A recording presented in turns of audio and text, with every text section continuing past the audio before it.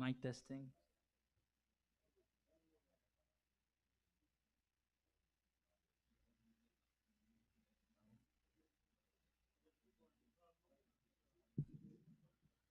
Allahumma salli ala Muhammad wa ali Muhammad. Allahumma salli ala Muhammad wa ali Muhammad. Allahumma salli ala Muhammad wa ali Muhammad. Allahumma salli ala Muhammad wa ali Muhammad.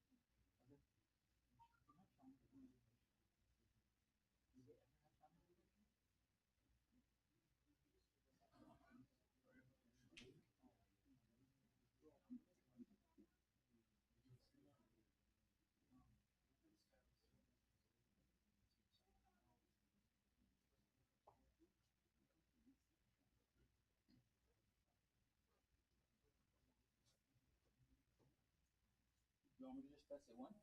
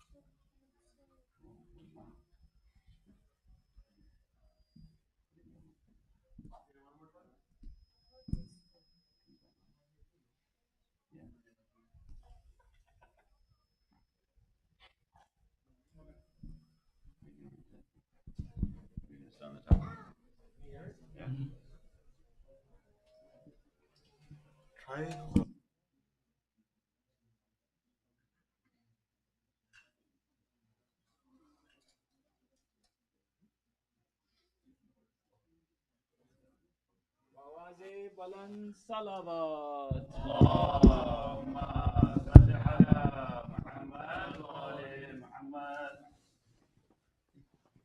صلوات محمد وآل محمد.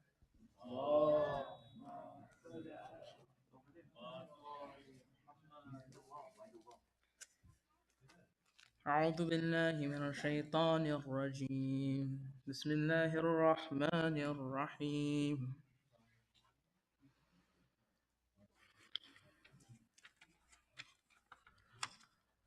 يا أيها النبي إذا طلقتم النساء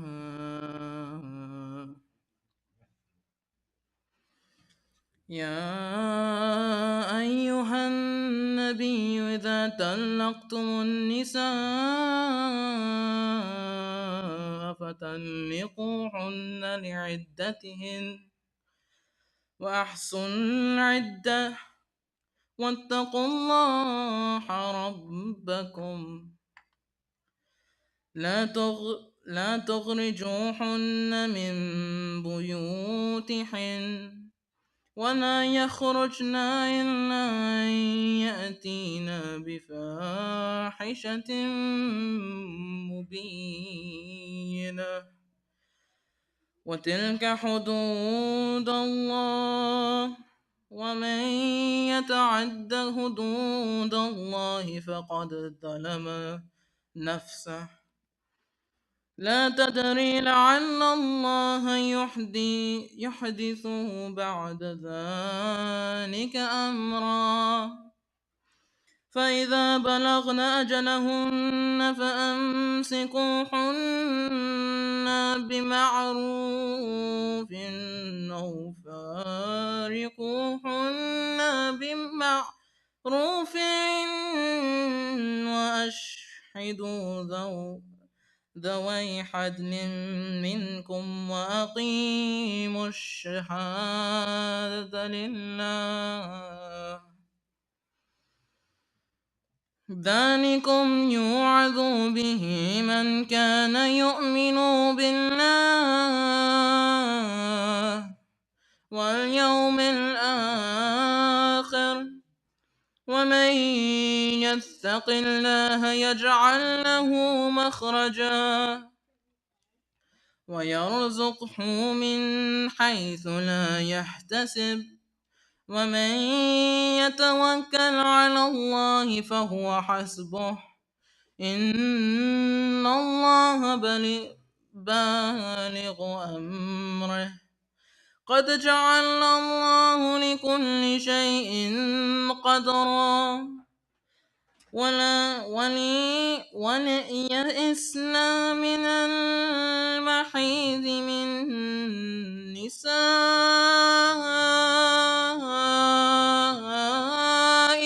إن ارتبتم فعدتهن 3 أشهر ولم يحضن وأولاة الأحمال أجلهن أن يضعن حملهن ومن يتق الله يجعل له من أمره يسرا ذلك أمر الله أنزله إليكم ومن يتق الله يكفر عنه سيئاته ويعظم له أجرا أسكنوهن من حيث سكنتم من وجدكم ولا تضاروهن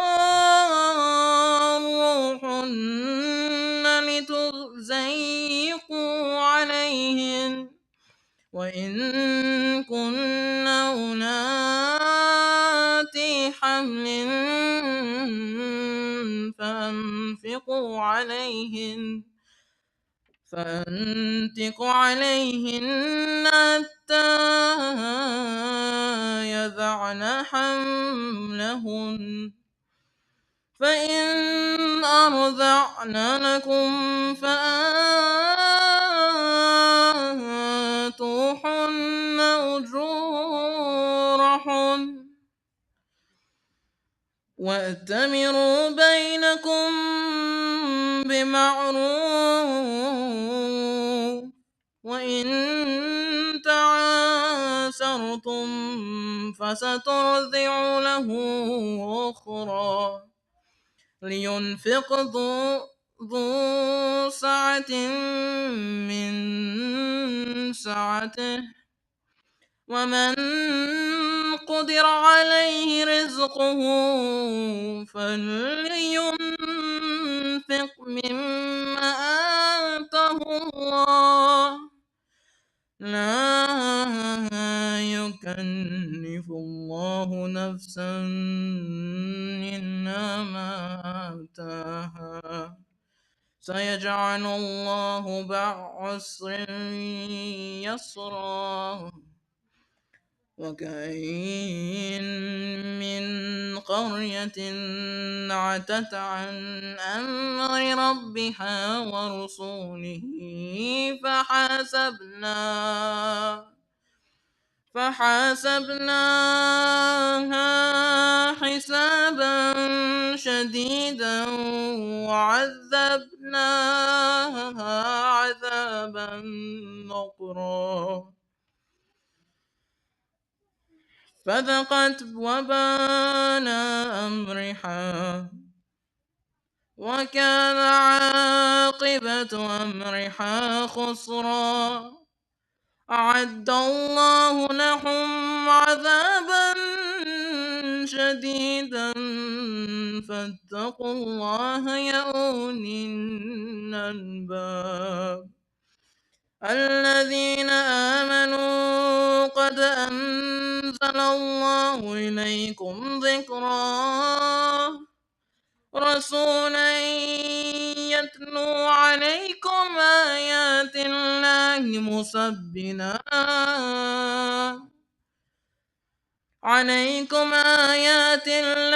مبينات ليخرج الذين آمنوا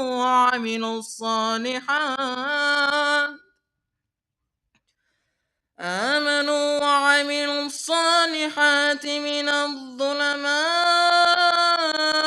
إلى النور ومن يؤمن بالله ويعمل صالحا يدخله جنات تجري من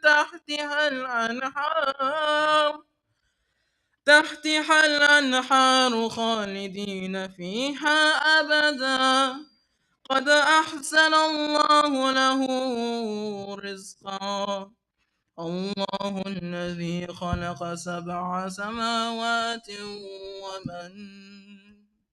ومن الأرض مثلهن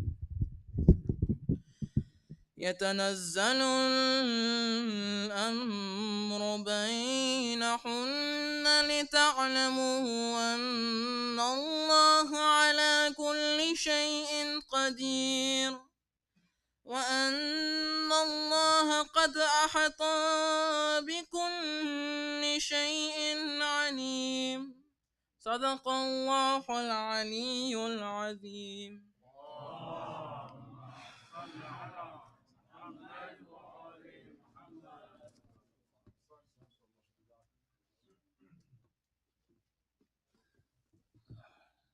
محمد والے محمد صلوات اللہم صلی علی محمد والے محمد بار دیگر صلوات اللہم صلی علی محمد ستر قدم کا فاصلہ بھائی بہن میں تھا، 70 قدم کا فاصلہ بھائی بہن میں تھا، زینب لپٹ کے باپ سے دیتی رہی صدا، 70 قدم کا فاصلہ بھائی بہن میں تھا، ظالم میرے حسین کے سینے پہ تھا سوار، گن گن کے کر رہا تھا وہ پیاسے گلے پہ وار،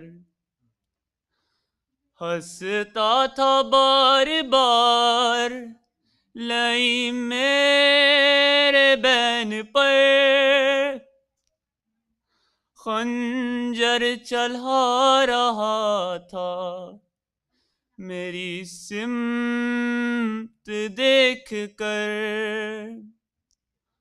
آنکھوں کے سامنے میرے بھائی کا سر کٹا، 70 قدم کا فاصلہ بھائی بہن میں تھا،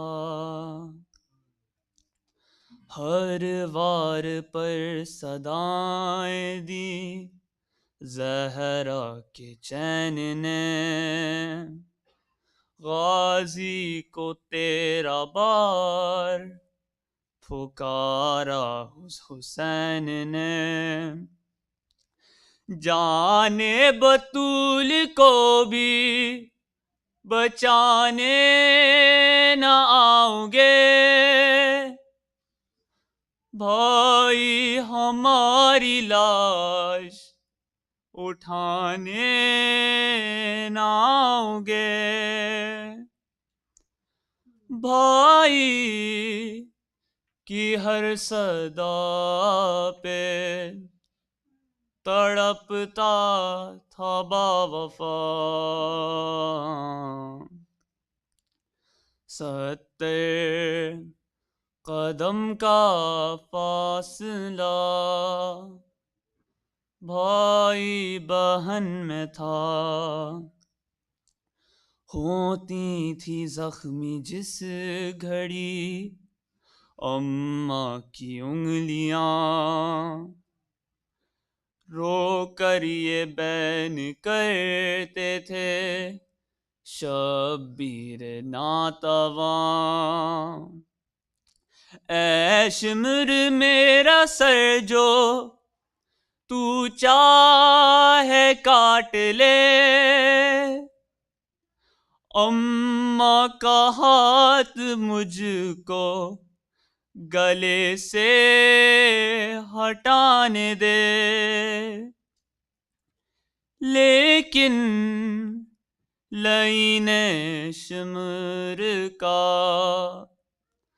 خنجر نہیں رکا، 70 قدم کا فاصلہ بھائی بہن میں تھا، کیا کیا نہ دیکھا آپ کی زینب نے بابا جان، خنجر رواں تھا حلق پہ، خون حلق سے رواں، رکھتی تھی اپنا دکھ میں چھپائے ردا کے ساتھ، خنجر کو صاف کرتا تھا شہ کی آبا کے ساتھ۔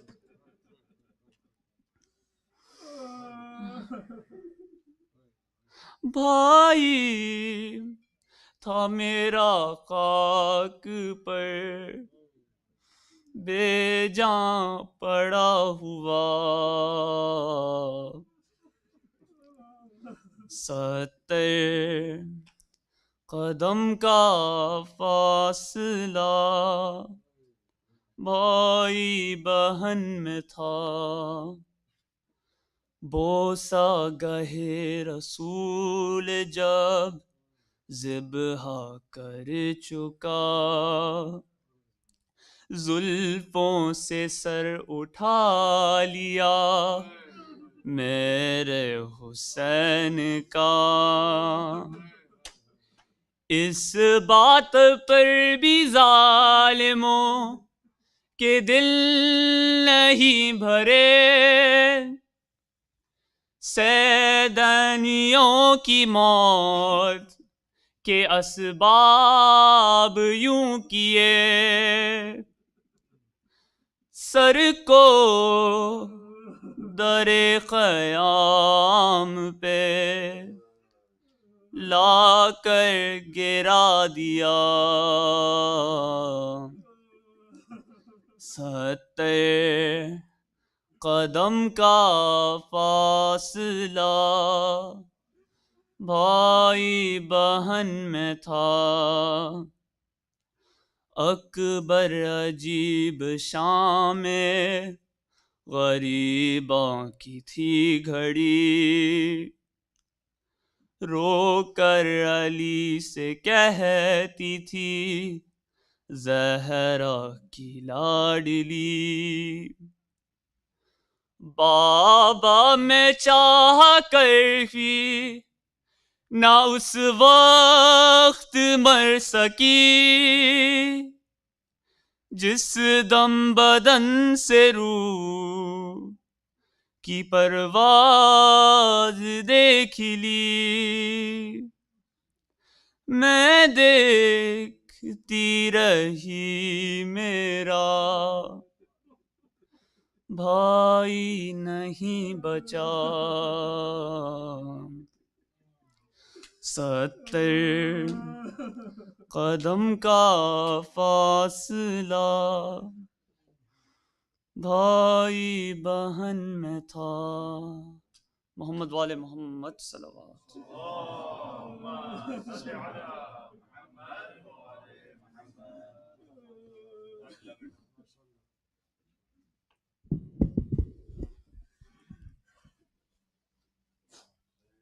Salam Alaikum. As you all guys all know that inshallah this Ashra has been extended till the 12th of Muharram. So the program will continue till the 12th of Muharram, which will be August 21st, 2021. Inshallah, the program will begin at 7:15 p.m. with the recitation of Quran, followed by Salam Sozu Marsiya, then Maulana Syed Asad Jafri's speech, and then Naha Khwani, and then we have Namaz Maghribain Ba'a Jamaat. Please do remember to generously donate towards the Muharram Fund, as these programs are held with your help. As you all know, we are having the programs within the confine of these four walls. Please do follow all the COVID-19 protocols. Make sure that you have your masks on at all times, and you're sitting with somebody within the box that has been highlighted within your same family hold. And Azhar will play a video.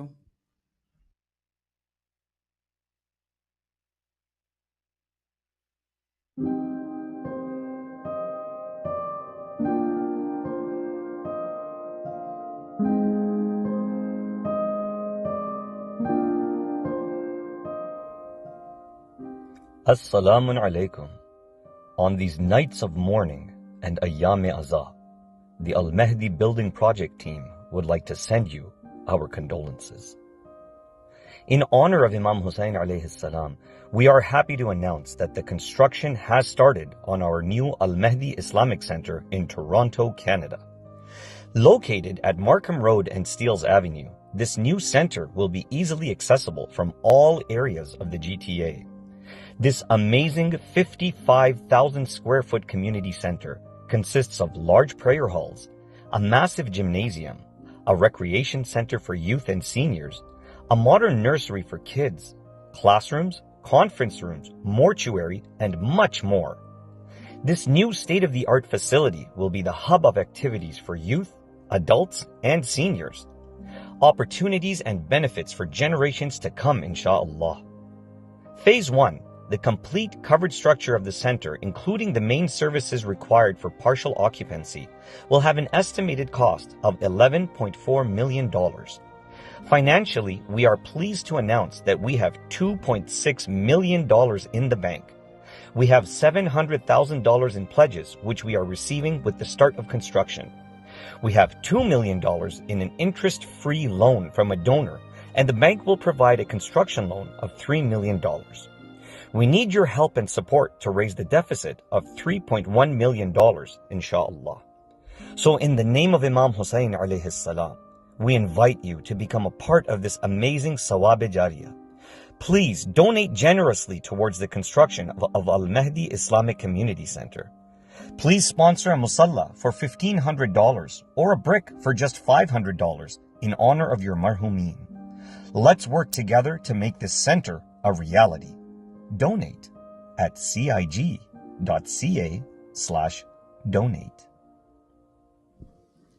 An announcement with regards to Ashura Day, Asr Ashur Majlis. So the program will begin at 12:30 p.m. with Amal Ashura, followed by Zohre Namaz at 1:21 p.m. and at 2:20 p.m. lecture by Maulana Syed Asad Jafri. Please recite a loud salawat. I'll call Syed Asad Jafri to be Zere member. Allah.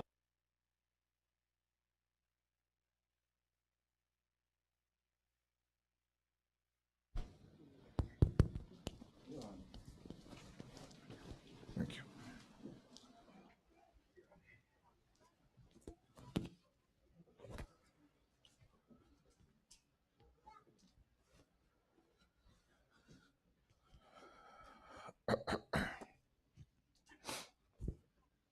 صلوا على محمد وآل محمد please.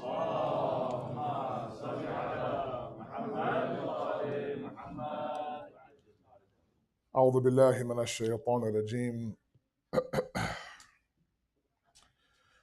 بسم الله الرحمن الرحيم.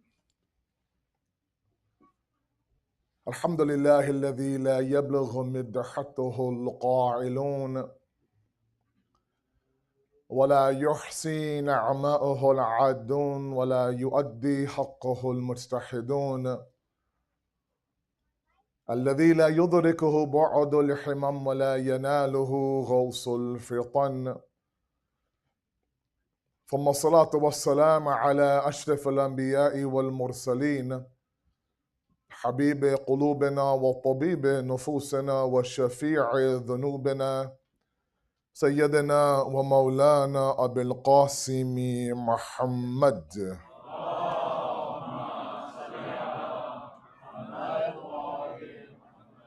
وأهل بيته الطيبين الطاهرين المعصومين المظلومين، لا سيما بقية الله في الأرضين، صاحب العصر والزمان، خليفة الرحمن، إمام الإنس والجان، ولعن الله أعداهم أجمعين إلى يوم الدين. أما بعد، فقد قال الله وقوله الحق. بسم الله الرحمن الرحيم. والذين جاهدوا فينا لنهدينهم سبلنا وإن الله لمع المحسنين. صدق الله العلي العظيم. اللهم صل على محمد.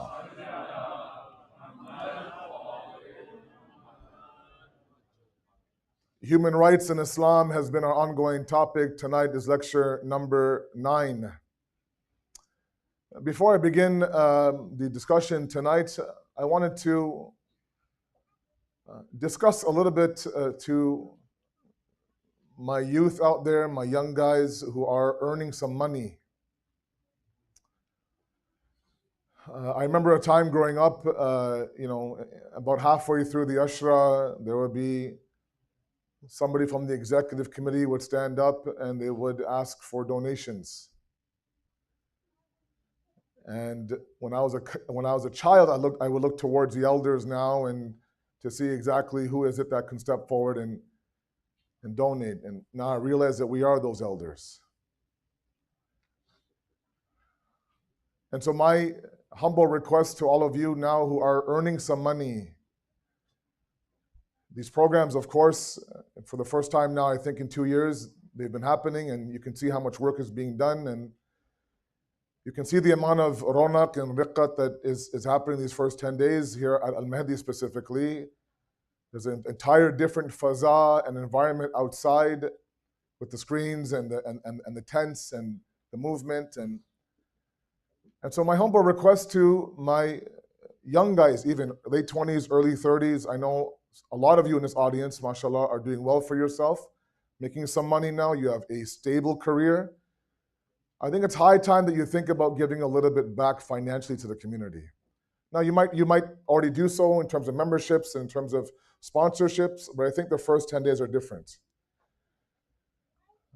I think, we take a lot. I know I do. I take a lot, and I don't give the same amount back. And giving also comes in support, in attendance, actually physically being here. That requires an entire different sacrifice. But I think sometimes in a world of investments, right, we look towards this currency and that crypto and this stock and that mutual fund, and we look for the best return on our investment. And sometimes I don't know if we realize that the investment in God's path has the best return. I think a lot of you have seen that with your own lives. And so on your way out, if you can, there's always people by the desk, stop off and do what you can, inshallah. I just want to present to you one hadith and then I'll move on. The Prophet talks about sadaqah, charity, donations, giving in the way of Allah. It's a very interesting hadith. He says when that donation physically leaves your hands, he then personifies that donation. He says it, and this might sound weird, but it leaves your hands, he says, it turns back and then it begins to speak to you, that donation. And says three things to you. It says that I was insignificant before I left your hand. Money, right? How much value does money have? You go out to dinner, you spend X amount of money, you consume that meal, the food is gone, the money is gone. The donation says, I was insignificant. By donating me towards this cause, you've made me significant. Number two, he says, the donation says to you, that I was a perishing entity. I was fana. You made me eternal. And then very beautifully, that donation says to you that you allowed me the respect in this world. I'll make sure you get the respect in that world. So if you can, on your way out, whatever you can, help out the center, the markaz, the adara. You're seeing the efforts of the volunteers, inshallah. It'll go a long way. If you want to make your money grow, plant it in the field of Allah subhanahu wa ta'ala. Sallu ala Muhammad wa ala Muhammad, please.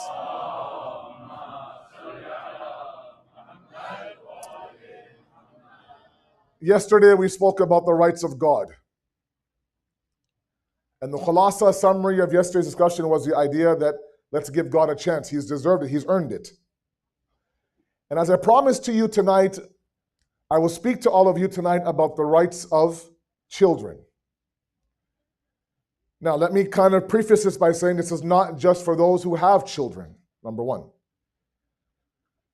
Number two is I'm going to try my best to not make it a classic discussion about, teaching them how to say salam and, and this and that. And that's stuff that you already know better than I do.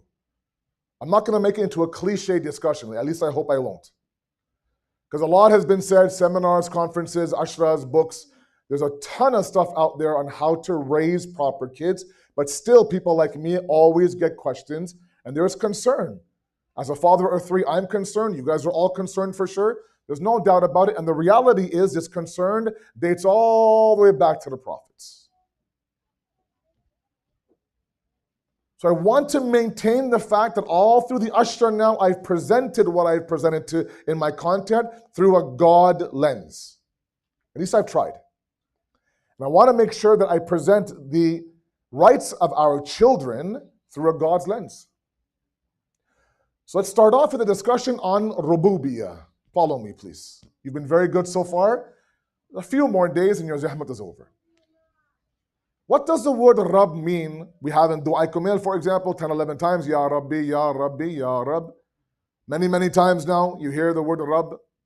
The very first instance of the Prophet, Allah introducing himself to the Prophet through a wahi, he uses the word Rabb. Now, sometimes you see in du'as or on the screen in terms of subtitles, you see the idea of Lord, right? Rububiyah becomes lordship. I don't like that translation. It just kind of shows the weakness of the English language. The word Rabb, Rabba, is a comprehensive discussion in the deen.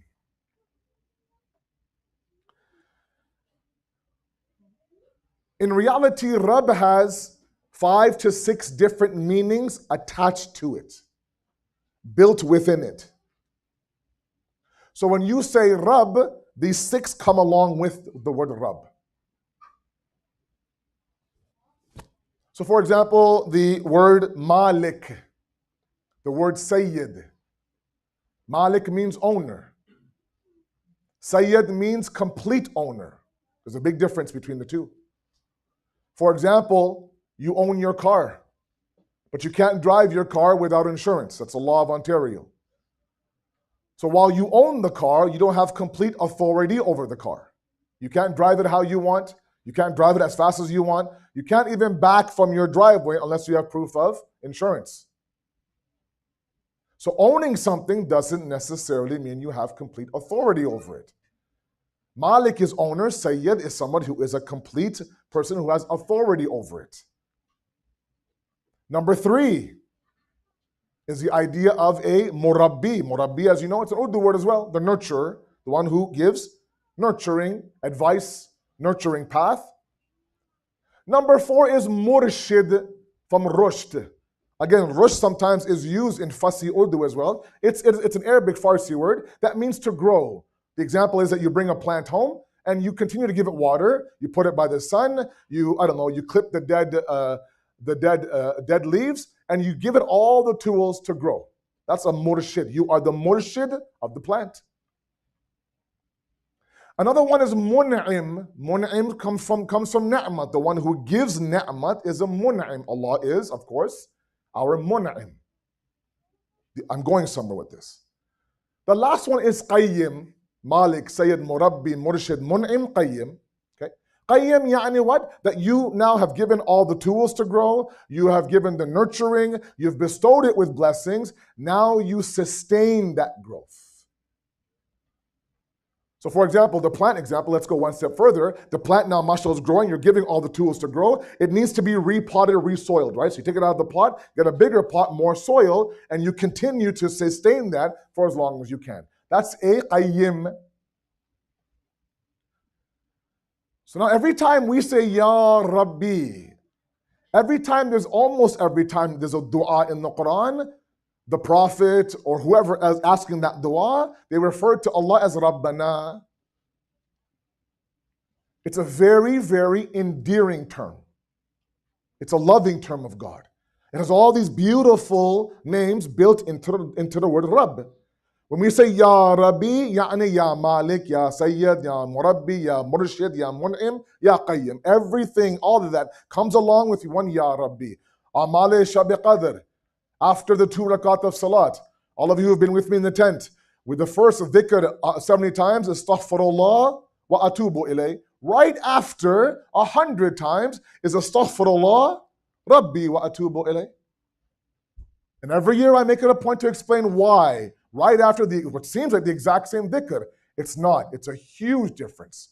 Now we're saying, Allah, please, if the first 70 times didn't work in terms of my sins, now I'm calling you for the sake of your rububiyah. It's like when you mess up with your wife and you send her flowers and the card says, to wife, I'm sorry, from husband. It's not going to work.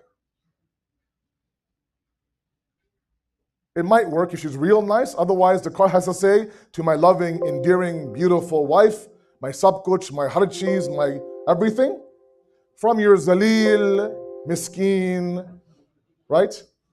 Bichara, badbakht, everything you could think of in any language, husband, I'm sorry. Then the chances are she'll say, fine, I forgive you. Chances are, not even given after that. We're saying Allah, astaghfirullah wa atubu ilayh. Very generic, I'm sorry, God, I'm sorry. Now you're saying, God, my Rabb, I'm sorry.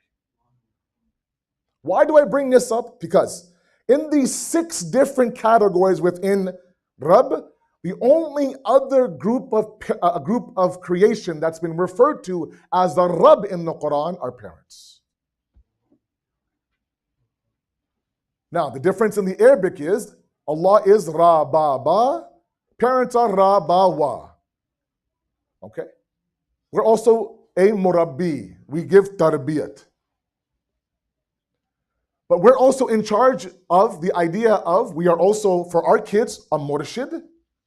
We help them grow. We're a mun'im. We give them, right, clothing and food and everything.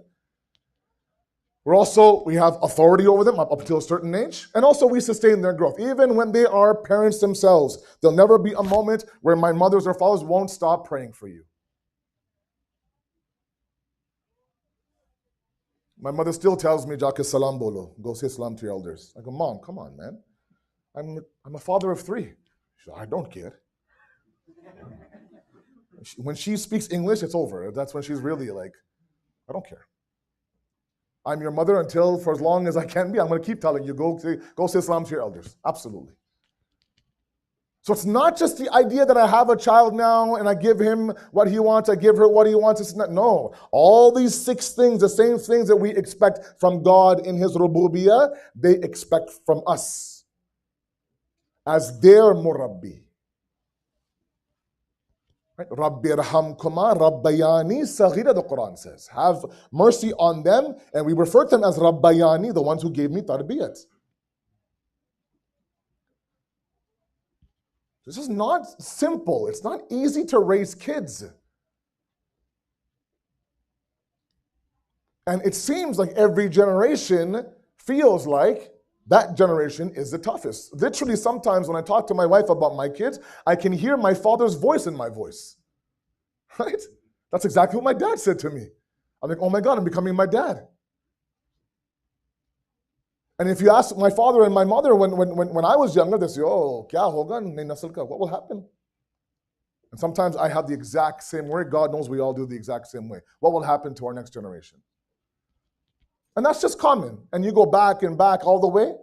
And inshallah, I'll present to you a few hadiths where hatta the prophets of Allah also would beg Allah for their kids.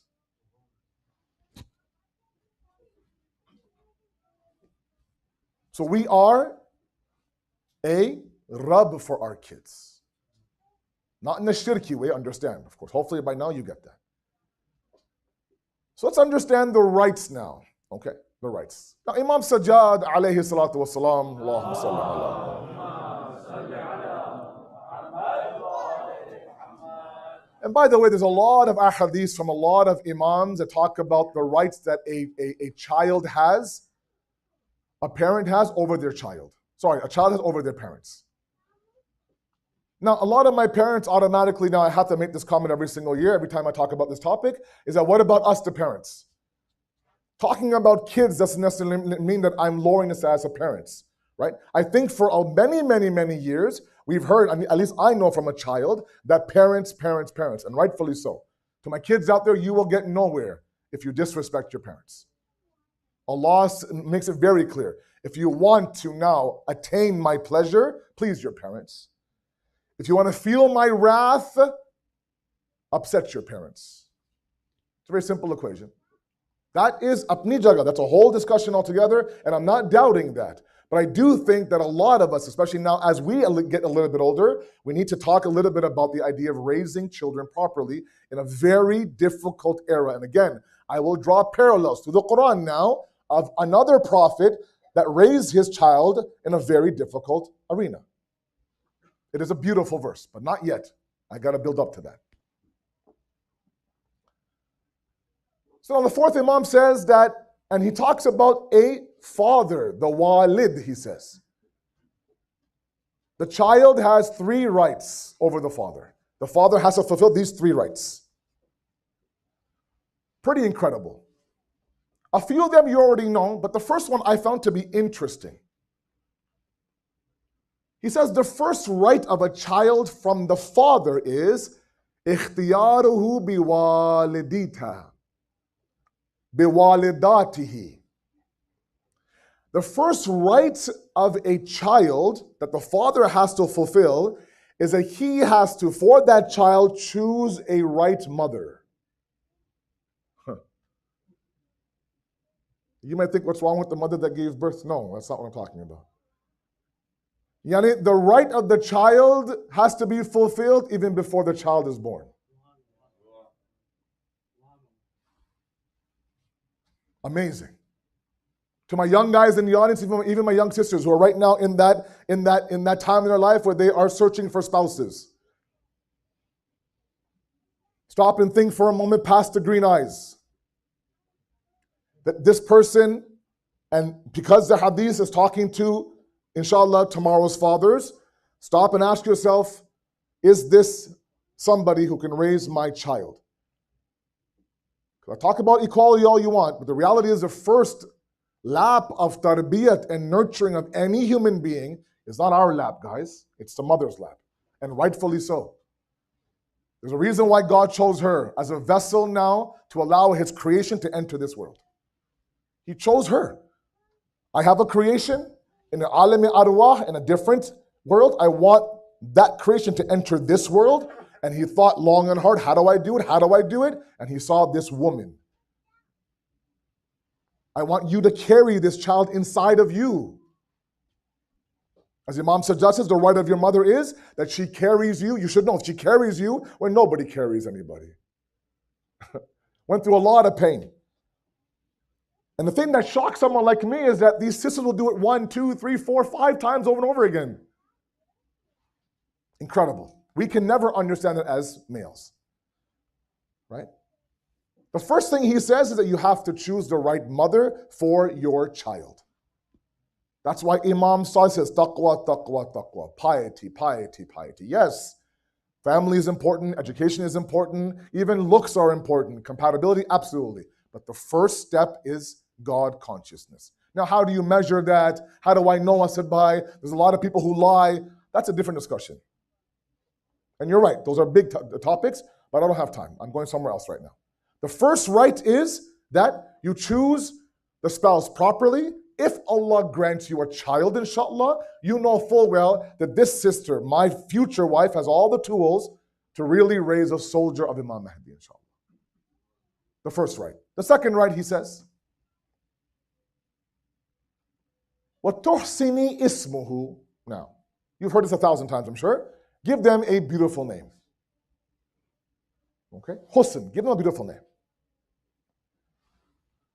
Now, I'm tempted to give examples of names, but I know for sure there'll be somebody in this crowd that has that name. Of all sorts of unique names out there. So I will avoid that discussion. Because I've done that before in a different community, I got a lot of trouble.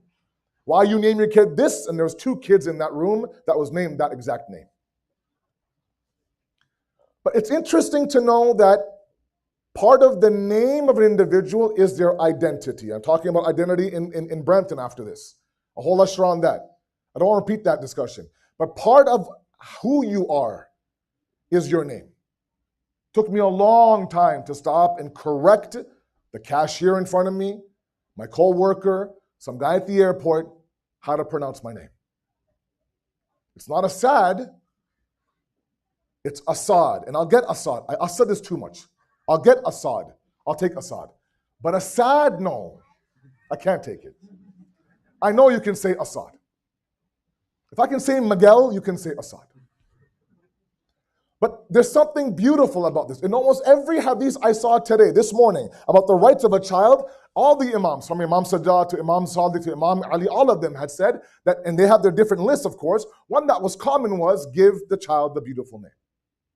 Because the name is part of their identity. When they're proud of their name, they're proud of their identity. When they're part of their identity, they're part of their name. On top of that, don't be afraid of the era you live in. I understand the idea. I don't know why sometimes we have this, and I'm sorry if I upset anybody, I don't mean to. We have a little bit of this ahsas-e kamtari, you say in Urdu, this inferiority complex. Give me a name, Maulana, that both the white guy and the brown guy can pronounce. Okay, I get the idea that they have to live in society and they have to go to school and go to work and blah, blah, blah. I get that, but really sometimes we really blur a lot of lines. Now I get it, there are some Arabic names that should not be given to Western kids. I absolutely get that. And I'm not going to give you examples. Be smart about that. At the same time, there are some names that kind of like, just say, look, I'm kind of Muslim, but not really. I'm not one of those Muslims. I'm one of these Muslims. And it just screams this idea that you're superior and I'm inferior. Or sometimes we think that a certain name in this era, for example, might cause a little bit of tension. Now, let me give you a very simple example. During the time of Muawiyah, for 95, 98 years, there was one sunnat that man did, and that was that anytime anybody presented anything on the mimbar, or whatever the case may be, it was almost wajib to send la'an on Amir al-Mu'mineen, correct? After almost a century, everyone knew that if anyone's going to present poetry or khutbah or sermon, they're going to send la'anat on Ali's name. So after a while now, there was this association of Ali's name, la'anat, Ali's name, la'anat, Ali's name, la'anat. In that era, Imam Mujtaba is there, Imam Hussain is there. Please follow the example very carefully. Imam Hussain had sons? Yes. What are all his sons' names? Now, they might have different names, but he called them Ali, Ali, Ali. Saying, now look, by you sending la'anat on my father's name won't affect his legacy. Let me hijack that legacy and make sure that every one of my sons is named Ali. To the point he says, if God gave me 10 more sons, I'd name them all Ali one by one.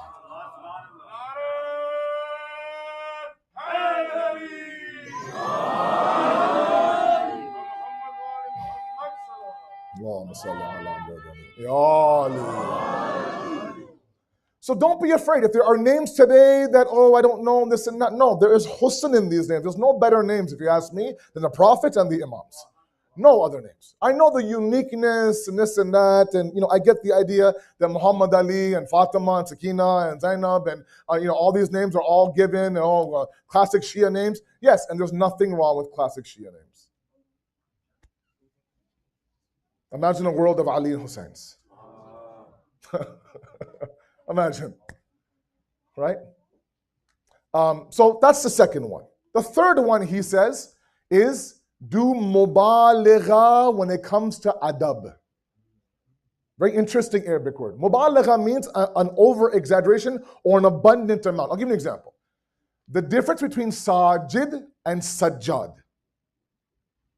Okay? It's a big difference. Sajid, the one who does sajda, say it once. Sajjad, the one who does continuous sajda. Okay? So in the Arabic language, sajjad is known as sighaya mubaligha. The idea that there is a lot of sajda to the point where now it's no longer sajid, it's sajjad. Here, Imam Sajjad himself, ironically, is saying, if you want to teach your child etiquette and adab, you have to have a sense of mubaligha. Keep on it, keep on it, keep on it. Keep doing it, keep doing it. There's etiquette that sometimes this society will come and attempt to teach your child that. Teach us. Don't allow them to teach your child etiquette. There's a whole entire comprehensive discussion inside Islamic ethics on what you should teach your child. That should come from you and from me inside the home. If that means everyday things, then so be it. And all of you, like I said, know more than I do on this topic. I don't want to go down that cliche path. Now, a very interesting verse of the Quran. Now, let's go towards the Quran, as I always do, end off with hadith. And I do have, I want to spend a good amount of masa'ib tonight, inshallah. So you stay with me. Sallu ala Muhammad wa ala Muhammad.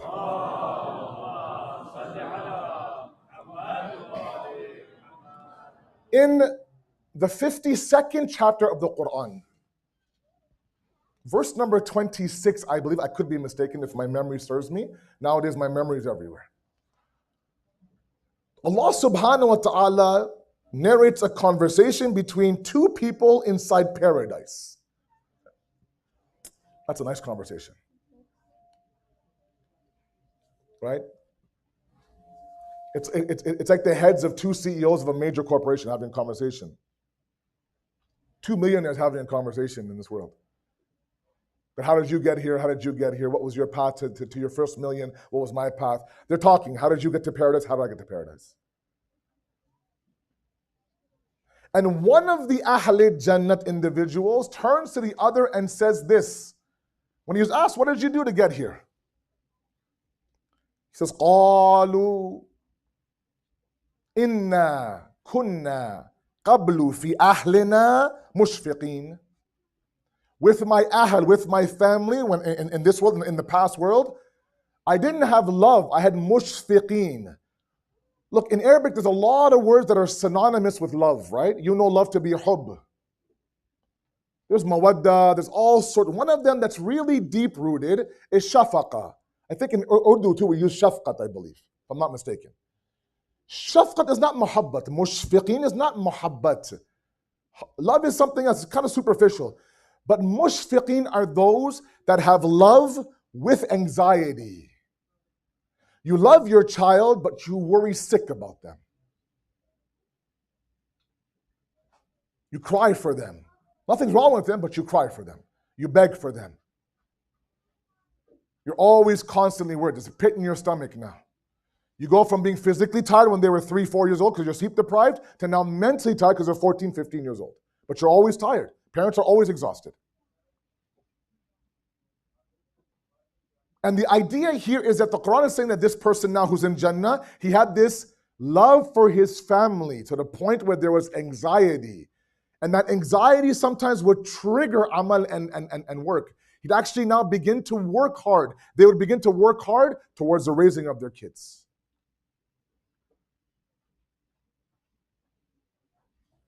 And one thing that we really have to work on, I'm going to briefly mention this and then move on, but I have to mention this, I'm sorry, is that one thing that the rights of your multiple children in your house need is balance in the upbringing. Balance. Now, those of you who have the luxury of having both daughters and sons in the audience, please hear me out. I'm with you.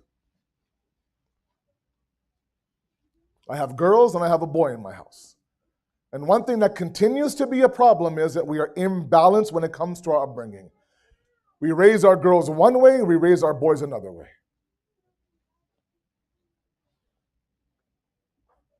From when that girl can be a samajdar bachi, 8, 9 years old, we tell her what her next 20, 30 years will look like. We start to prepare her for her in-laws. One day you'll be a wife, one day you'll be a mother, one day you'll be a sister-in-law, one day you'll be a daughter-in-law. Ye mat karna, wo mat karna, don't do this, don't do that, to the point where even the spoon she puts inside the kheer, it's the wrong spoon. Saas ke samne mat rakhna ye. She's 10 years old, man. Right? In front of your mother-in-law, don't put this spoon. She'll say, oh my God, what kind of tarbiyat is this, bachi? From 10, 11, 12. Right? Constantly, where to sit, how to speak. Right? Don't laugh too loud. Right? Wear dupatta, don't do this, do that. All these things from there 9, 10, 11, 12. Really grooming her to be the best version of her in front of everybody around her. Even before she has her wedding and her nikah, all sorts of last instructions, blah, blah, blah, everything. But we don't do that to our boys. Sorry. Maybe some of you do. It's not common across the board. We don't raise our boys to tell them one day, you are the wali of your house. You're the leader of the house. The Quran says, Ya ayyuhalladhina amanu, qu anfusikum wa ahlikum nara. O you who believe, protect yourself and your family from the nar, from the fire. It's not al-nar, it's just nar. Alif lam means it's a specific fire, meaning it's the fire of the hellfire. Al-nar means the hellfire. Nar without the alif lam means any instance of fire anywhere you see it, in this world or in the next.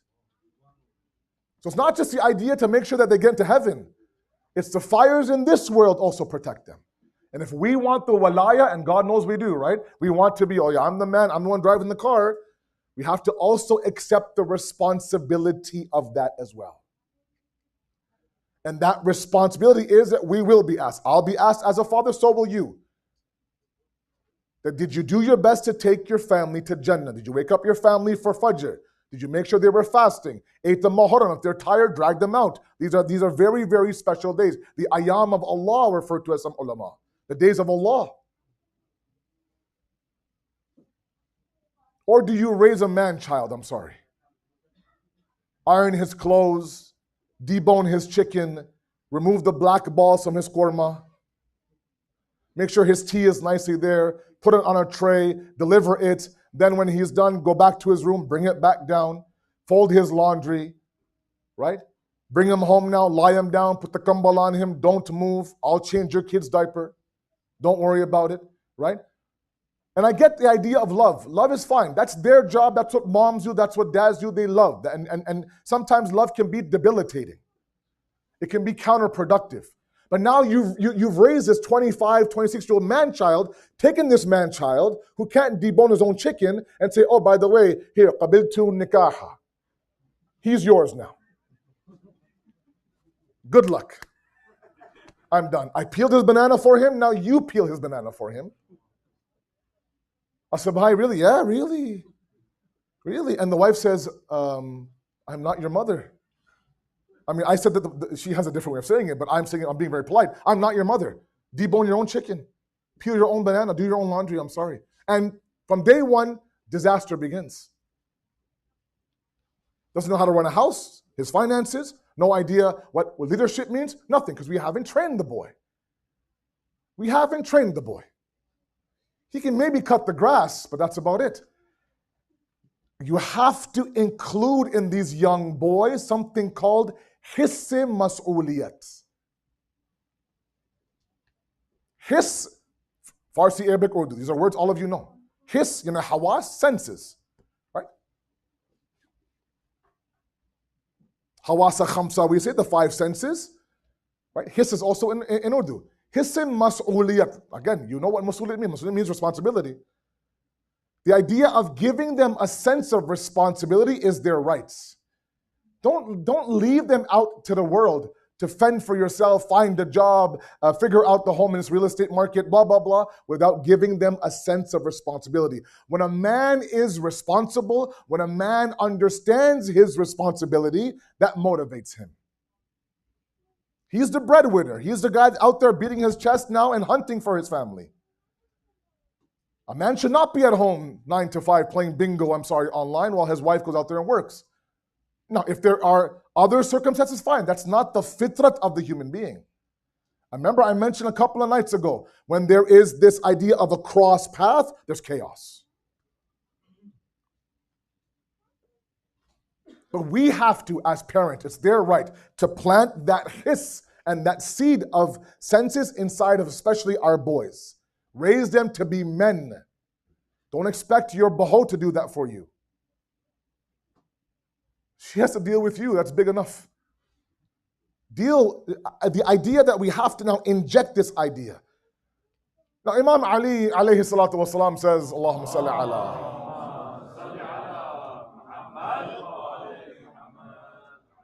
When it comes to God now,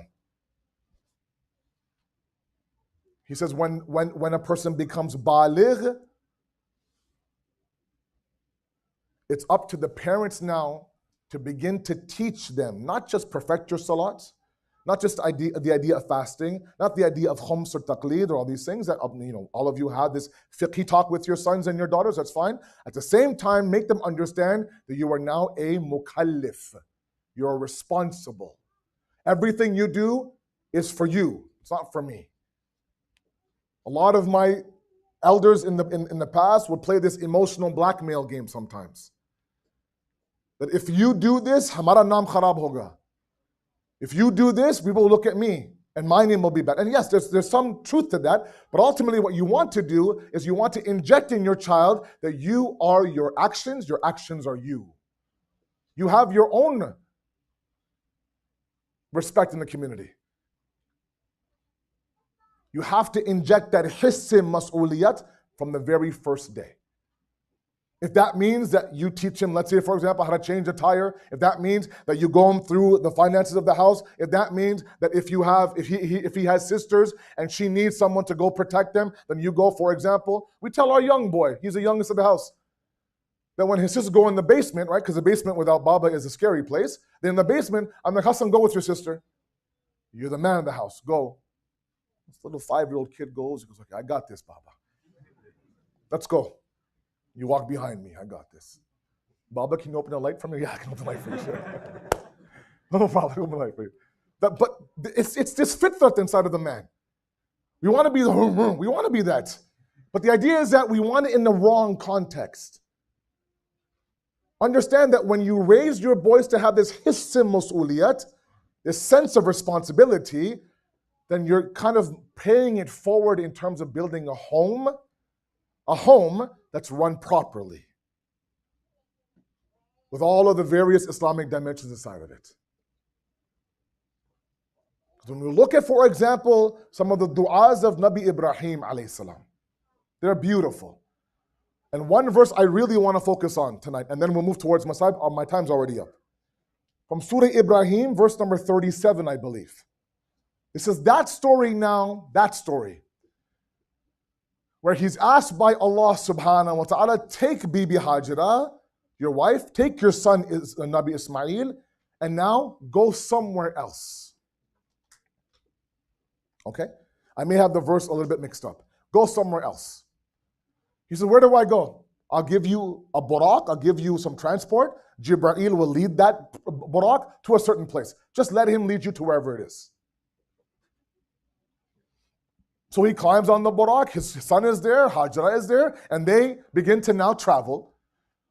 The books say that as Nabi Ibrahim is passing by these beautiful towns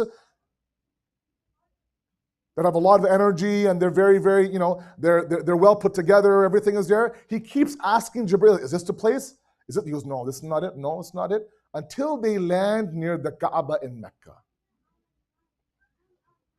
You guys with me, inshallah?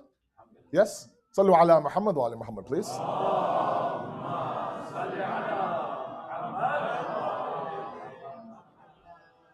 And as that travel begins to descend on this barren land, uncultivated land, near the Kaaba, Nabi Ibrahim is a little bit surprised.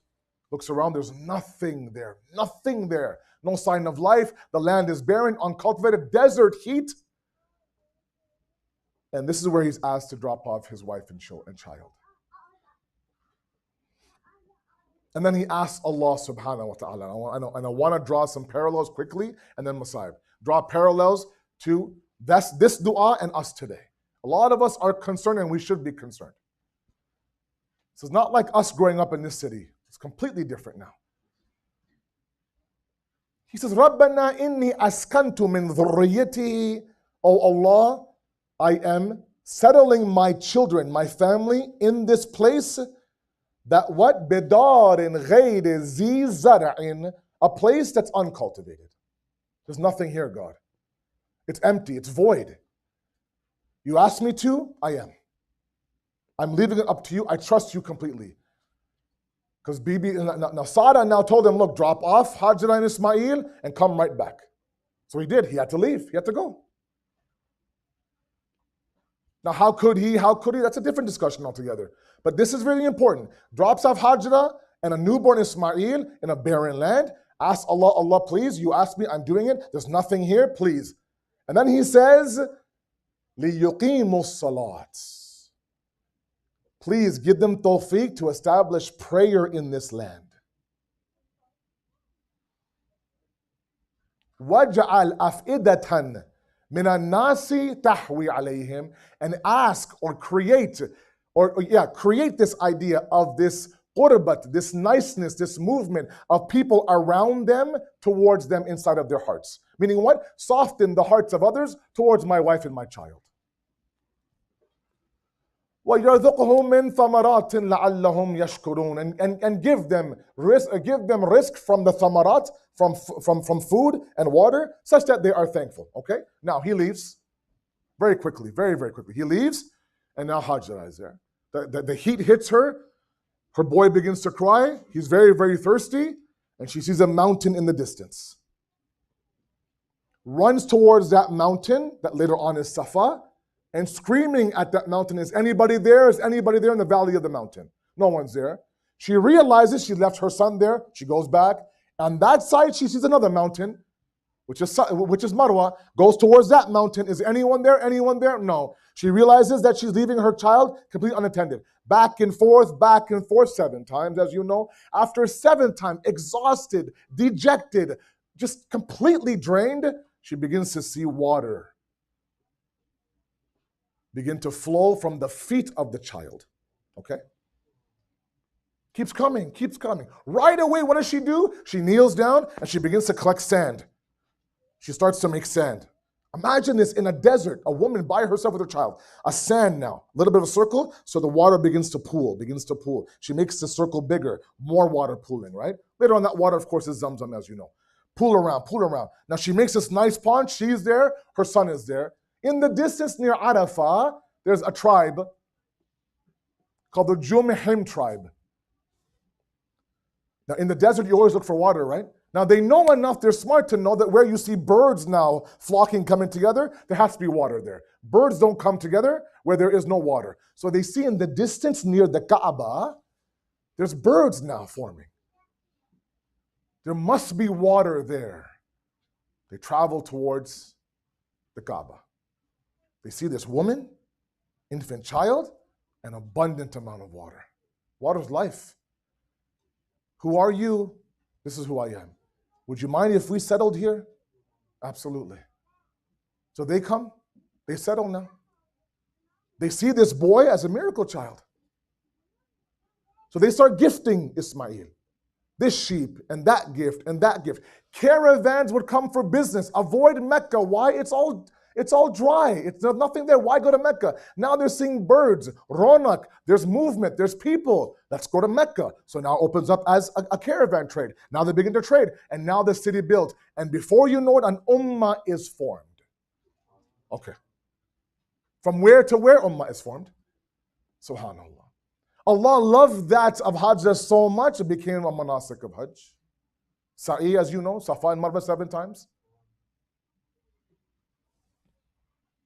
Now, the dua of Nabi Ibrahim was, oh Allah, I am settling my family in a land that's uncultivated, has nothing. There's no resources, there's no water, there's nothing here. A lot of my parents come and tell me that I wish we never migrated.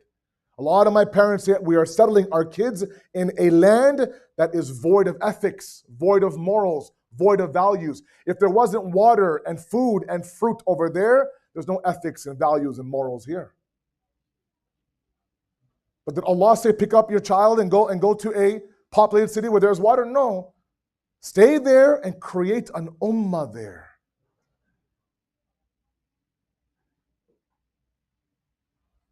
Bit by bit, establish yourself. Establish the prayer, establish the water, people will come. Let me give you one hadith from the time of our sixth Imam, Shohada of Karbala, to connect these two together. Hamad Sindi was a name of a companion of Imam Jafri Sadiq alayhi salatu wasalam. Allahumma salli.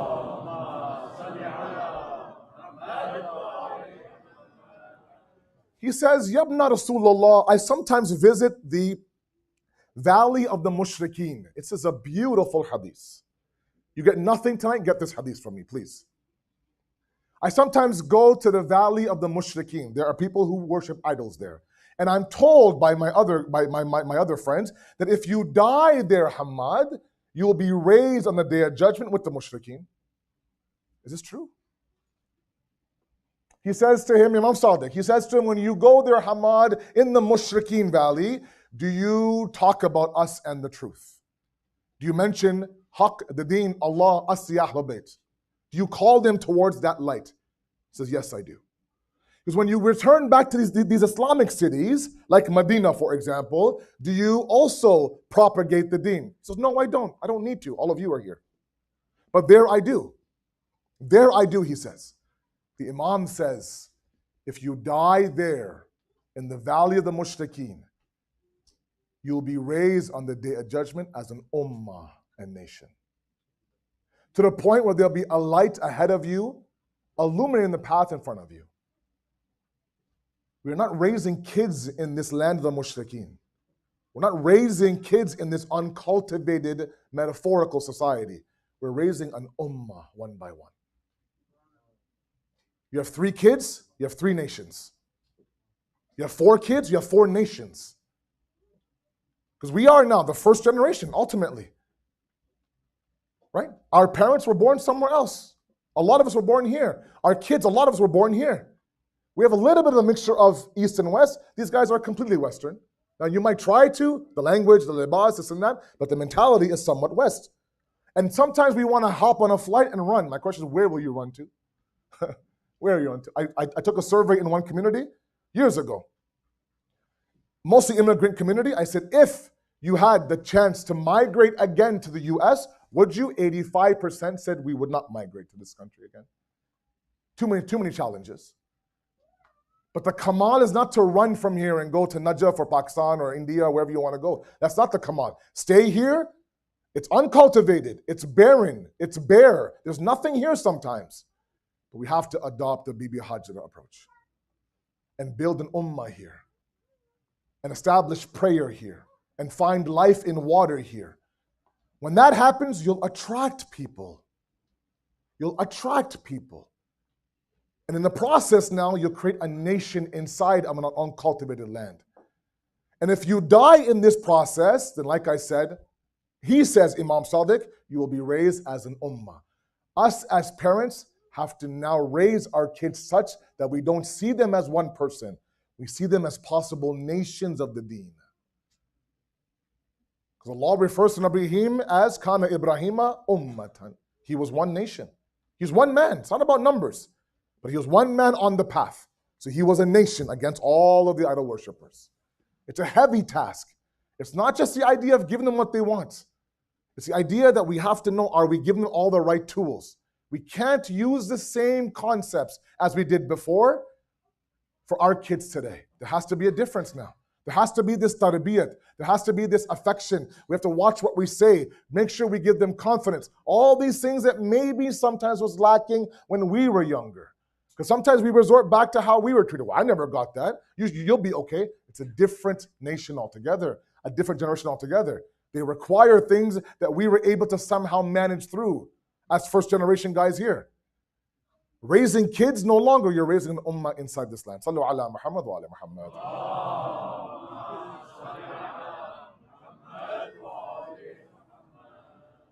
And when you do that, you create this pride of the deen.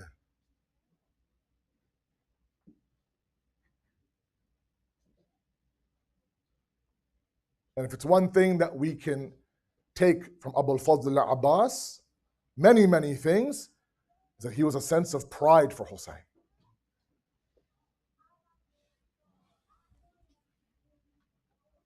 So long as Abbas was there, we felt protected. Abbas was there, we felt like we could still get water. Abbas was there, the enemy won't come inside the tents. Habib is gone, Muslim is gone, Ali Akbar is gone, but Abbas is still here. The Alamdar is still here. The commander of Imam Hussein's army is still here. And right beside Imam Hussain with every shaheed, except for Ali Akbar, was Abbas. Abbas, come and help me carry this shaheed back to the khayma. Abbas, you get On, I'll get Muhammad. Abbas, help me take Qasim back. Abbas, if someone is approaching the khayma, you go see who it is. Habib came, Abbas went for istiqbal. Hur came, Abbas went for istiqbal. He was the pride of Hussein. He was also a giant of a man, a warrior from a tribe of warriors, chosen by Amir al-Mu'mineen for this very day. I always say this to my young guys. He would stand and small horses would run through his legs. These are not fictitious fantasy stories. That's how big this man was. You ever wonder how he got to the banks of Furat? He would enter the Maidan of Karbala and the enemy, like a sea, would part, would scatter out of fear. Mawla, give me ijazat. Abbas, you are my alamdar. Mawla, give me ijazat. Abbas, you are my alamdar. When the sounds of Al-Atash became deafening for Abbas, remember, with that jazba, with that energy, with that strength, with that towering personality, with the blood of Amir al-Mu'minin in his veins, with the fact that he was only 32 years old on the day of Ashura, he had this unwavering, obsessive love for his Mawla and Aqa Hussain. Al-Atash, Sakina is crying, the kids are crying, the women are crying. Abbas now knows, I have one lamha of ijazat. Give me 1 second to do what I do best. I was trained by my father to battle. I was the one that was in Siffin. I could do this. I can bring you water. I can destroy them one by one. They could be thousands. They can't touch me. Abbas knew that. But his wavering love for Hussein was something else. When he knew that Hussein would not give him ijazat, Mawla, at least let me go get some water for the children. Imam Hussain said, okay. You know, these small moments that kind of go unmentioned sometimes. I often wonder, one custom during this battle was that every person who was entering the Maidan of Karbala, he would be mounted on the horse. Do you ever see somebody being mounted on a horse? To my young guys, mounted. There's 2 ways to mount somebody essentially on the horse. Either you put your knee out, the person steps on the knee and mounts the horse, or you put your hand out and they put their foot in your hand and you prop them up. What we don't realize sometimes, Hussein was 57 years old on the day of Ashura. Almost 60 years old. Abul Fazl Abbas was in his early 30s. I just described to you how large of a man he was. I sometimes wonder, how did Hussein mount Abbas on the horse?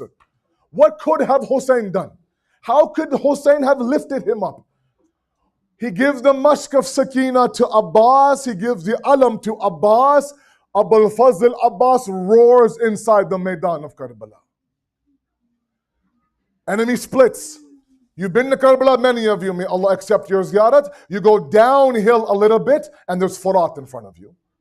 He was able now either to scare off the enemy, ward off the enemy, fight off the enemy, to the point where this man got to the banks, went downhill and got to the banks of Furat. And that moment of loyalty, all of you now know that image, right? Where now he's filling the mashk of Sakina, it's filled, and there comes a moment now where Abul Fazl Abbas picks up some water, and there's water inside of his hands. And what he's thinking, I can only imagine. But if Hussein is thirsty, if Sakina is thirsty, if Zainab is thirsty, Abbas is also thirsty. If Hussein is dying of thirst, if the kids are crying Al-Atash, Abbas is also dying of thirst. If Abbas took 1 ghoont of water, if he took 1 sip of water, nobody would have blamed him. Nobody would have blamed him. But in one vision is the chapped lips of his Aqa Hussein. In one is the Al-Atash of Sakina. Abbas drops the water.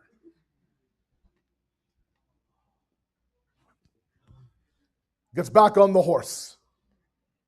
His only purpose is get water back to the khayma. Get water back to the tent. Get water back to the tent. And Umar bin Saad's only purpose is don't let water get back to the tent. Don't let water get back to the tent. I don't care if Abbas makes it back, that water with him should not get back. This was not only a battle of the deen, it was also a battle of water as well. Understand the significance of water on the day of Ashura. 2nd of Muharram, Imam Hussain, when he first landed in Karbala, he pitched up his tent on the banks of Furat. Because water is life. Water is everything. Umar ibn Saad came and pushed Hussein's tents away from Furat. Water was everything.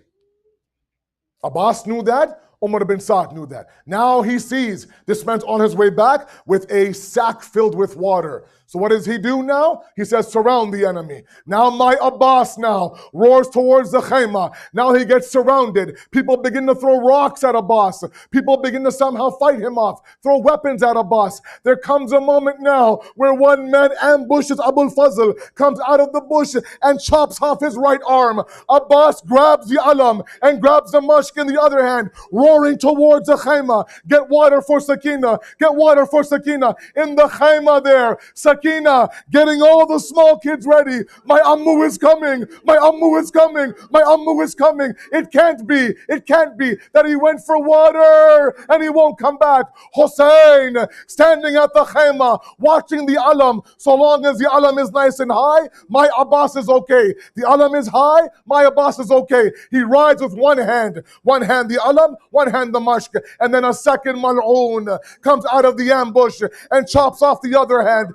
Abbas puts the mushk in his mouth, puts the alam between his legs. Hussein watching the alam go down and up, down and up. Sakina lining up the children. Now Abbas says, it doesn't matter. Get the water to Sakina. Get the water to Sakina. Umar ibn Saad says, Hormala, Cheryl the man with arrows.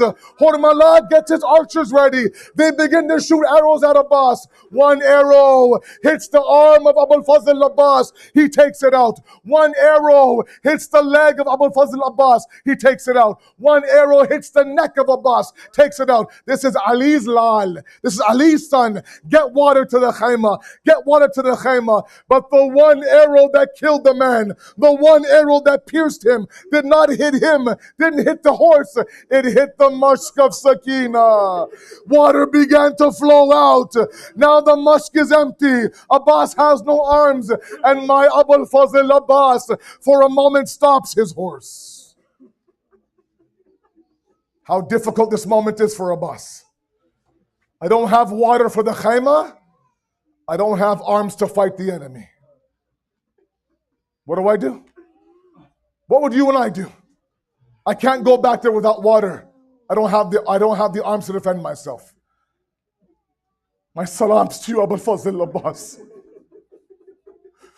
They say he turned the horse around and went right inside the heart of the enemy. Did his best, God knows how he did it. But he fought off the enemy until there came Hormala's arrow himself that came towards Abul Fazl and hit him right in the eye. Abul Fazl now falls from the horse. Alama Majlisi, alayhi rahma. He says that one night I recited the Masa'ib of Abul Fazl Abbas. I recited the Masa'ib of Abbas in my dream that night. Shahzadi Fatima Zahra came inside my dream. Majlisi, you read the Masa'ib, but not the Musibat. You read the Masa'ib, but not the Musibat. Hey Shahzadi, I read what I knew. I read what I could. What is the Musibat of Abul Fazl Abbas?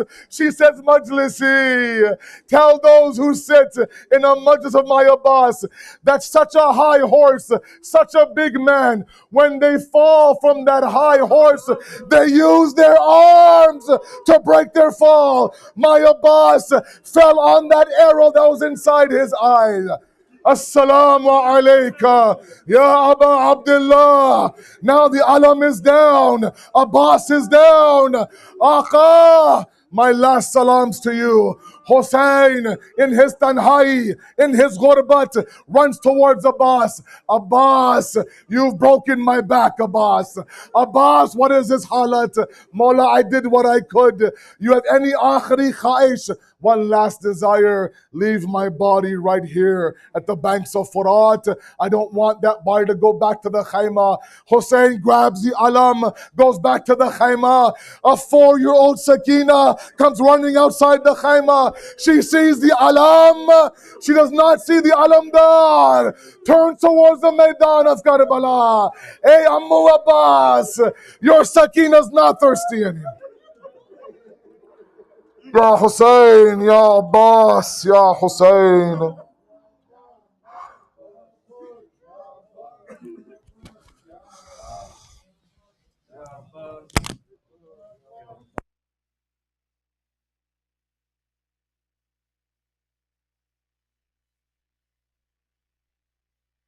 Ya Abbas, Ya Abbas, Ya Abbas, Ya Abbas. آل عمران کہاں اور زندان کہاں، یہ بہن قید ہوئی تو نہ آیا غازی، جبر دا سر سے چنی میں صدا دیتی رہی تو نہ آیا غازی،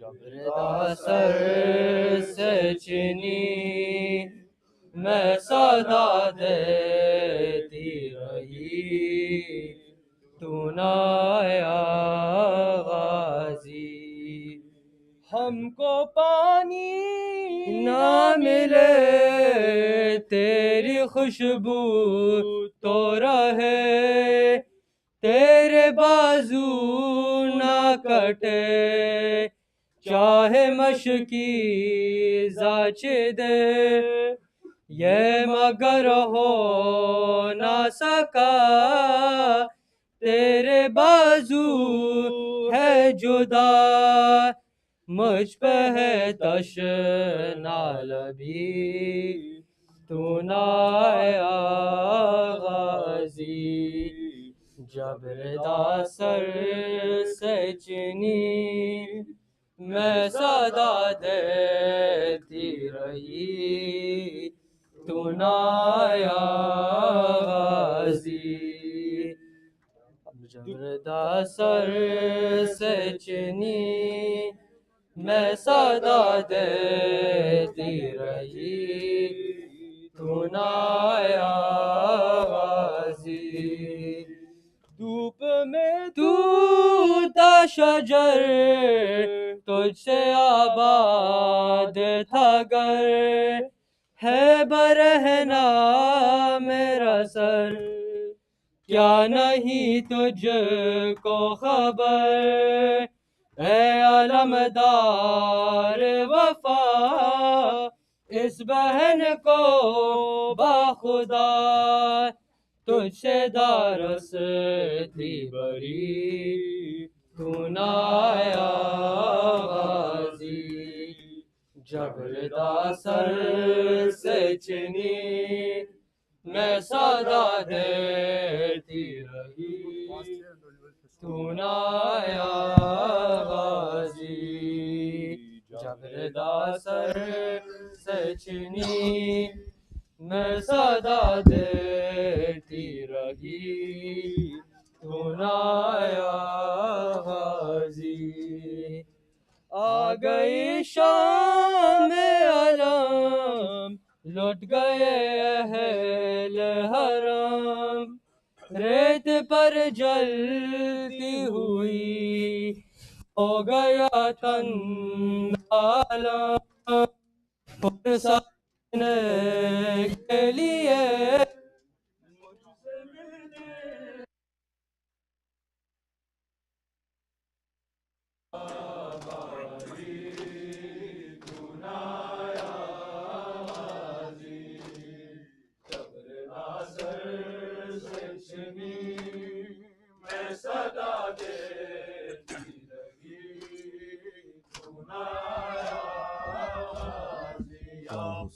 Ya Abbas, Ya Abbas. عباس تیرا حق ہے زمانہ تجھے روئے، عباس تیرا حق ہے زمانہ تجھے روئے، عباس تیرا حق ہے زمانہ تجھے روئے، عباس تیرا حق ہے زمانہ تجھے روئے، عباس تیرا حق ہے زمانہ تجھے روئے، عباس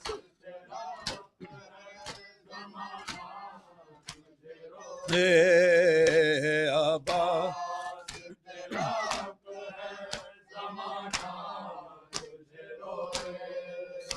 جب شام و سحر فاطمہ زہرا تجھے روئے، جب شام و سحر فاطمہ زہرا تجھے روئے، عباس تیرا حق ہے، عباس تیرا حق ہے،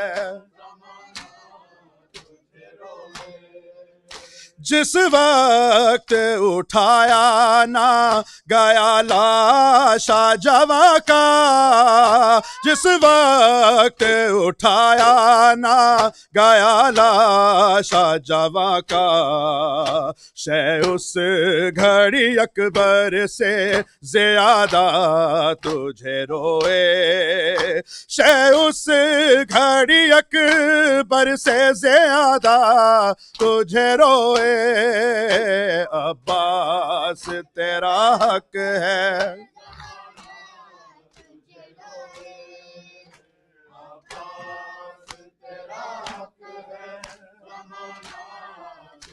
روئے، عباس تیرا حق ہے،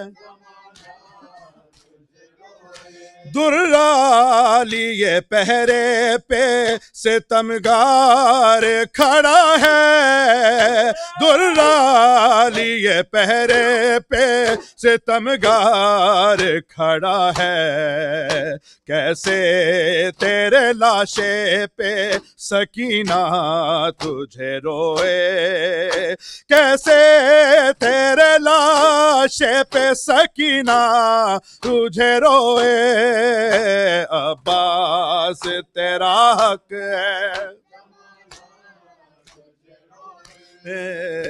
عباس تیرا حق ہے،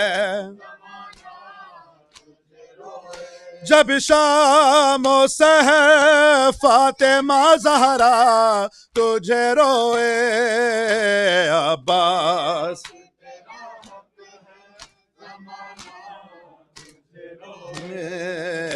عباس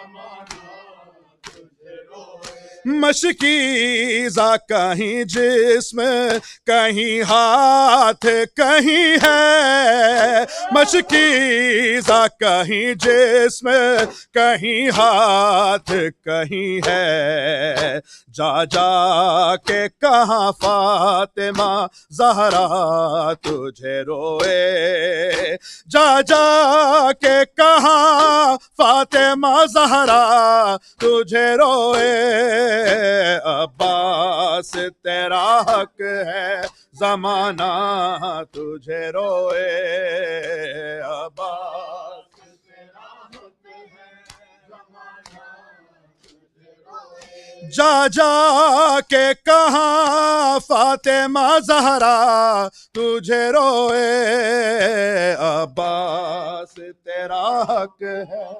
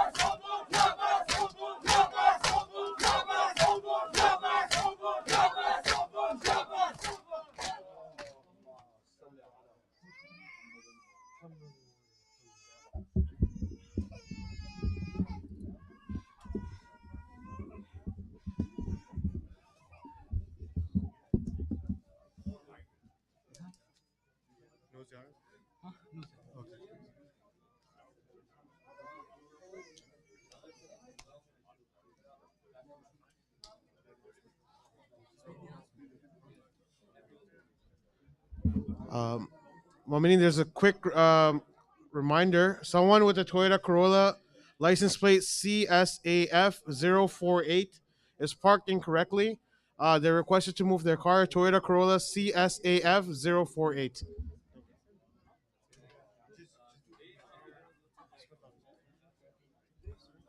إن الله وملائكته يصلون على النبي يا أيها الذين آمنوا صلوا عليه وسلموا تسليما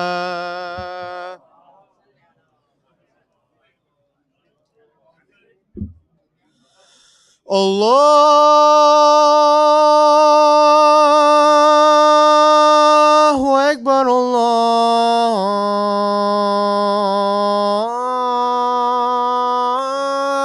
الله أكبر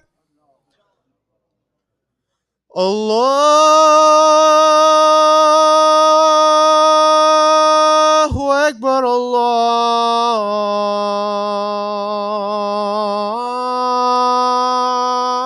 الله أكبر أشهد أن لا إله إلا الله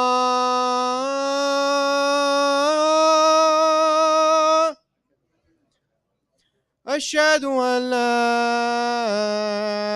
إله إلا الله أشهد أن محمدا رسول الله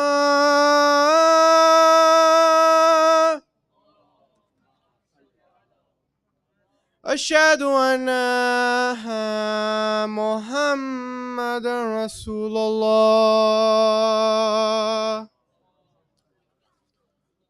أشهد أن عليا ولي الله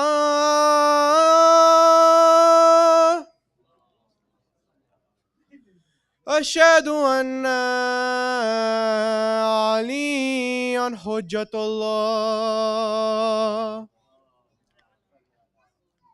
حي على الصلاة حي على الصلاة حي على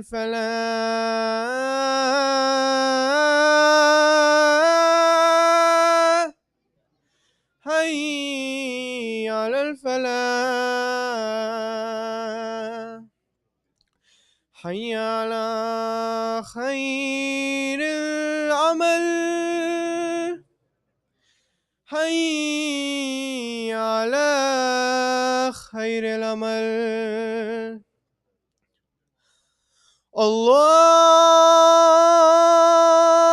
الله أكبر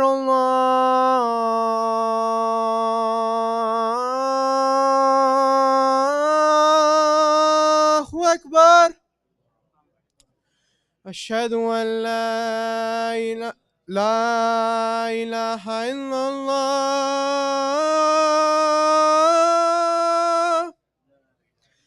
لا إله إلا الله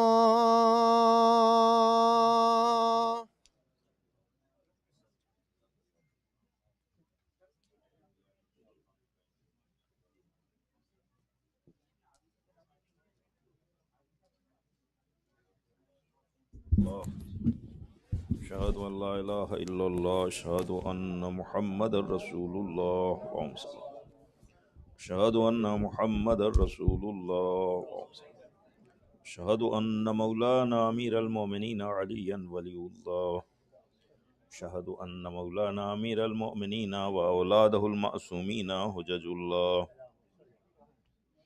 حي على الصلاة حي على الصلاة حي على الفلاح حي على الفلاح حي على خير العمل حي على خير العمل قد قامت الصلاة قد قامت الصلاة الله أكبر الله أكبر لا إله إلا الله استغفر الله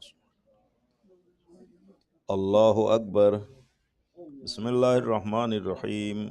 الحمد لله رب العالمين الرحمن الرحيم مالك يوم الدين إياك نعبد وإياك نستعين اهدنا الصراط المستقيم صراط الذين أنعمت عليهم غير المغضوب عليهم ولا الضالين. بسم الله الرحمن الرحيم. إذا جاء نصر الله والفتح ورأيت الناس يدخلون في دين الله أفواجا فسبح بحمد ربك واستغفره إنه كان توابا. الله أكبر. سبحان الله سبحان ربي العظيم وبحمده. اللهم صل على محمد وآل محمد. سمع الله لمن حمده. الله أكبر. سبحان الله سبحان ربي الأعلى وبحمده. اللهم صل على محمد وآل محمد. الله أكبر. استغفر الله ربي وأتوب إليه. الله أكبر. سبحان الله سبحان ربي الأعلى وبحمده. اللهم صل على محمد وآل محمد. الله أكبر. بحول الله وقوته يقوم ويقعد. بسم الله الرحمن الرحيم. الحمد لله رب العالمين الرحمن الرحيم مالك يوم الدين إياك نعبد وإياك نستعين اهدنا الصراط المستقيم صراط الذين أنعمت عليهم غير المغضوب عليهم ولا الضالين. بسم الله الرحمن الرحيم. قل هو الله أحد الله الصمد لم يلد ولم يولد ولم يكن له كفوا أحد. الله أكبر. اللهم صل على محمد وآل محمد. ربنا آتنا في الدنيا حسنة وفي الآخرة حسنة وقنا عذاب النار. ربنا اغفر لي ولوالدي وللمؤمنين يوم يقوم الحساب. رب اشرح لي صدري ويسر لي أمري واحلل عقدة من لساني يفقهوا قولي. اللهم صل على مولانا صاحب الزمان وعجل فرجه الشريف. اللهم لعن قتلة الحسين وأولاده وأصحابه. الله أكبر. سبحان الله سبحان ربي العظيم وبحمده. اللهم صل على محمد وآل محمد. سمع الله لمن حمده. الله أكبر. سبحان الله سبحان ربي الأعلى وبحمده. اللهم صل على محمد وآل محمد. الله أكبر. استغفر الله ربي وأتوب إليه. الله أكبر. سبحان ربي الأعلى وبحمده. اللهم صل على محمد وآل محمد. الله أكبر. الحمد لله. أشهد أن لا إله إلا الله وحده لا شريك له وأشهد أن محمدا عبده ورسوله. اللهم صل على محمد وآل محمد وتقبل شفاعته وارفع درجته بحول الله وقوته يقوم ويقعد. سبحان الله والحمد لله ولا إله إلا الله. سبحان الله والحمد لله ولا إله إلا الله. سبحان الله والحمد لله ولا إله إلا الله. استغفر الله ربي وأتوب. الله أكبر. سبحان الله سبحان ربي العظيم وبحمده. اللهم صل على محمد وآل محمد وعجل فرجهم. سمع الله لمن حمده. الله أكبر. سبحان الله سبحان ربي الأعلى وبحمده. اللهم صل على محمد وآل محمد وعجل فرجهم. الله أكبر. استغفر الله ربي وأتوب إليه. الله أكبر. سبحان ربي الأعلى وبحمده. اللهم صل على محمد وآل محمد. يا لطيف ارحم عبدك الضعيف. يا ولي العافية نسألك العافية عافية الدنيا والآخرة. الله أكبر. الحمد لله. أشهد أن لا إله إلا الله وحده لا شريك له وأشهد أن محمدا عبده ورسوله. اللهم صل على محمد وآل محمد. السلام عليك أيها النبي ورحمة الله وبركاته. السلام علينا وعلى عباد الله الصالحين. السلام عليكم ورحمة الله وبركاته. الله أكبر. الله أكبر. الله. اللهم لا إله إلا الله. لا إله إلا الله. اللهم محمد وآل محمد. اللهم صل على محمد وآل محمد. وآل محمد. اللهم صل على اللهم محمد صل وآل على محمد. محمد وآل محمد وعجل. بسم الله الرحمن الرحيم.